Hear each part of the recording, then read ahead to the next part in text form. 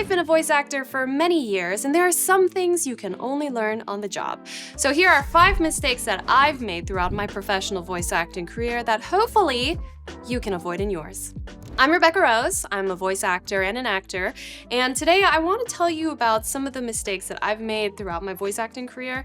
Now, some of these errors of thinking or methodology I do think can also work in other aspects of career. For example, if you're doing theater, or you're also a film actor, or you're a public speaker. Anything that requires your voice and requires connecting with your audience in some sort of teaching or entertainment fashion, or telling a story, I think any of these will become very useful, and you can kind of moderate according to your own life and why you're watching this video.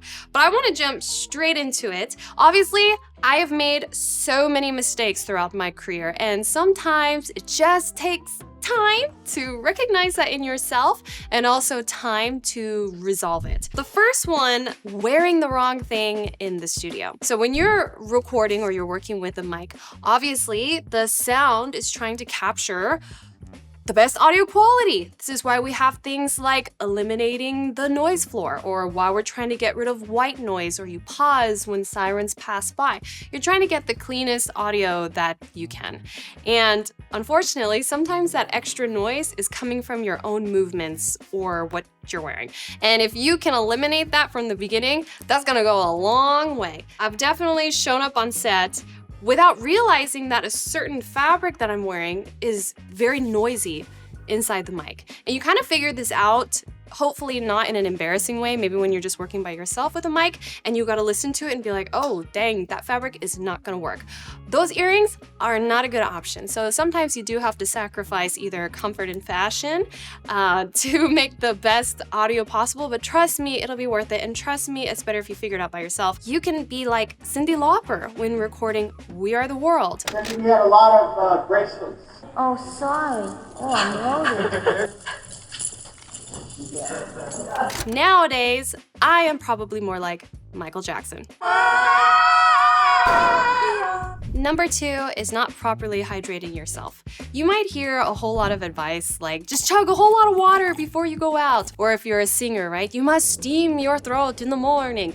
But the truth is, the only way you can properly hydrate your vocal cords and your mouth is by hydrating frequently in increments throughout the day. If you haven't been drinking water all day long and then you just gulp down a whole water bottle right before a session, it's not giving your body time to properly hydrate itself. That's just the way the body works. So you can be drinking teas and you can use throat coat and all of those things, which are very helpful, of course, but especially if you're doing long sessions, singing long pieces, or you're doing an audiobook narration, something like that, you gotta prepare your body for the long run. I kind of think of it in terms of like exercise. Yeah, you could do a whole bunch of push-ups in one time to get a pump up.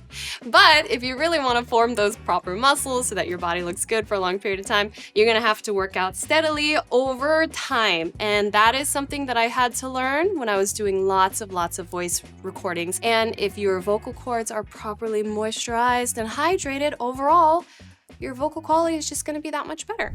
3, being overconfident. I know it sounds kind of funny because when you're in the studio, you are projecting, or you're putting on these characters, or you might be saying things that sound very funny or unnatural, or even creating odd sounds. Oh, that's good. So you like to think voice actors have to be very confident to be able to do all of this in front of audio engineers and clients with nothing but your own imagination and a script and a microphone. This is true, but you have to figure out where to place your confidence. And in this case with me, there was a time where I was doing a lot of voice acting in Korea. And sometimes I will receive a script where it's in English and I might feel like, this is awkwardly written, or this might be translated better in such and such way. And I might get a big head over that. And I'd go into the studio and I would not place my confidence in my director. I would place an overinflated sense of confidence in myself and be like, you know, if you did it like this, it would sound that much better. And this happened a couple times, and then I would hear the final result and be like, dang, the director was right. Because the director typically has the final concept in their own mind. they should.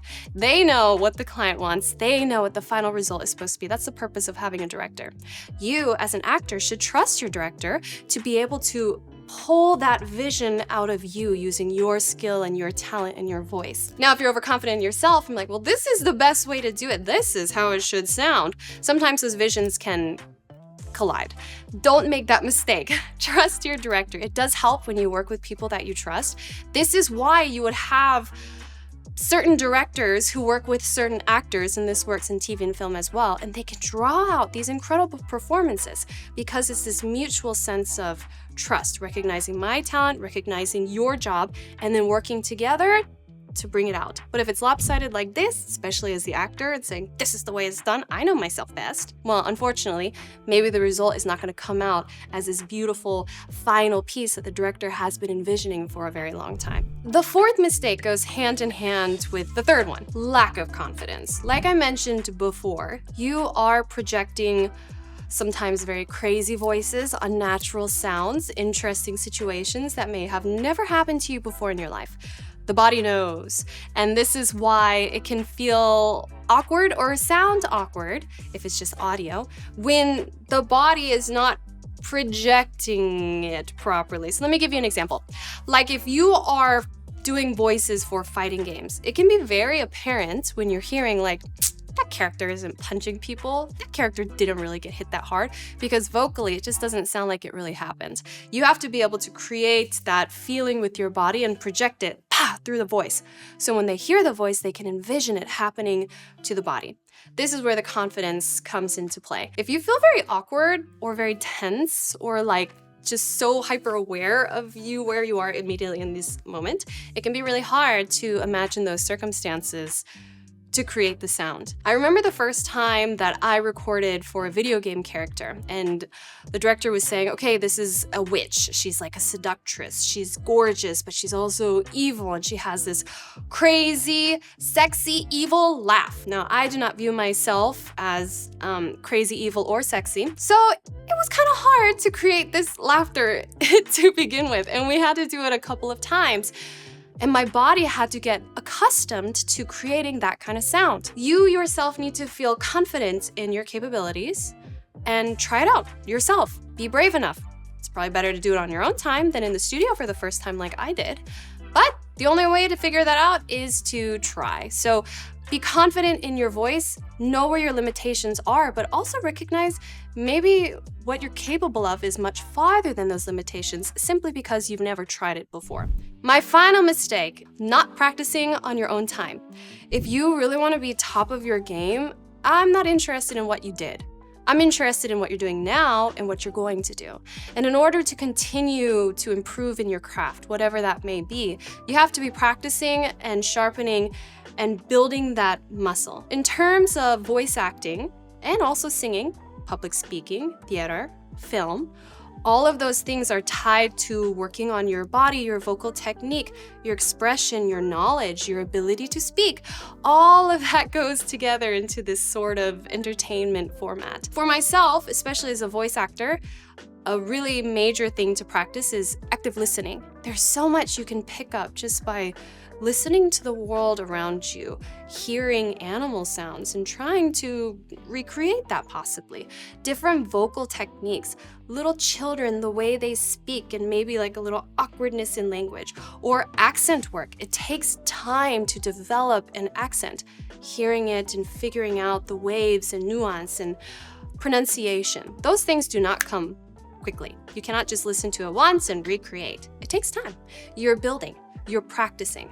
And so do not make the mistake of assuming, one, I'm not good enough, or two, I'm too good. You have to keep working on yourself and working on your craft so that you can just be the best that you can be. So those are 5 mistakes that I've made throughout my professional voice acting career. And no doubt, there are more mistakes to come. However, I will keep working on it so that I can be the greatest performer in my arena as possible. And I hope that you've learned also from this as well. Now, if you want to hear about my journey of how I've reached this stage in my career today, you can go back and watch this video, How I Became a Voice Actor. Make sure you like and subscribe, and I'll see you in the next video.